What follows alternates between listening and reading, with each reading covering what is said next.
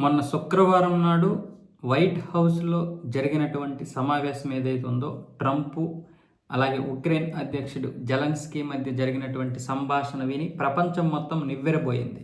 అసలు ఎందుకు అంతగా ఘర్షణ జరిగింది? ముఖ్యంగా సమన్వయంతో ఉండాల్సినటువంటి ఉక్రెయిన్ అధ్యక్షుడు జెలెన్స్కీ ఎందుకు ట్రంప్‌తో పెట్టుకున్నాడంటూ చాలామంది విమర్శించారు. మరికొంతమంది పొగిడారు. ఏదైనా సరే అమెరికా విధానం సరిగ్గా లేదంటూ కొన్ని దేశాలు, అమెరికాతో ఆ విధంగా ఉండాల్సింది కాదు అంటూ మరికొన్ని దేశాలు, ఇటు ట్రంప్ని పొగిడిన వాళ్ళందరూ జెలెన్స్కీని విమర్శించారు. జెలెన్స్కీని పొగిడిన వారందరూ కూడా ట్రంప్ని విమర్శించారు. ఇలా ఒకరినొకరు ఇలా దూషించుకుంటే ఇరు దేశాల మధ్య ఇలా ఒకరినొకరు దూషించుకోవడం వల్ల అమెరికా కంటే ఉక్రెయిన్కే పెద్ద నష్టం అంటూ జెలెన్స్కీకి చాలామంది హితబోధ చేశారు.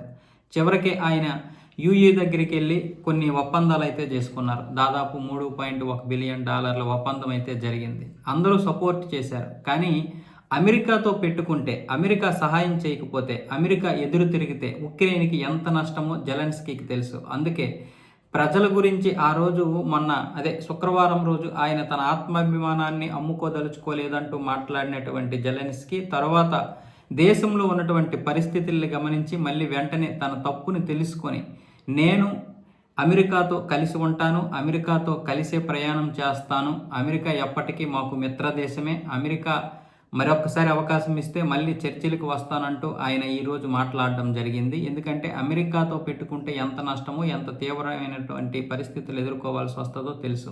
ముఖ్యంగా ఎప్పుడెప్పుడు కబలిద్దామని ఒక పక్క రష్యా చూస్తుంది. ఇప్పటికే చాలా భూభాగాన్ని అయితే రష్యా ఆక్రమించింది.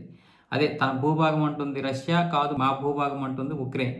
ఇలాంటి సమయంలో అమెరికాతో పెట్టుకుంటే ఇప్పుడు రష్యా పూర్తిగా రెచ్చిపోయి ఉక్రెయిన్ని ఆశాంతం మింగేస్తుందేమో అని కొంతమంది సలహాలు చెప్పడంతో జెలెన్స్కీ అయితే కొంచెం మెట్టు దిగడం కాదు, చాలా వరకు సాగిలి పడిపోయాడని చెప్పొచ్చు అమెరికా ముందు.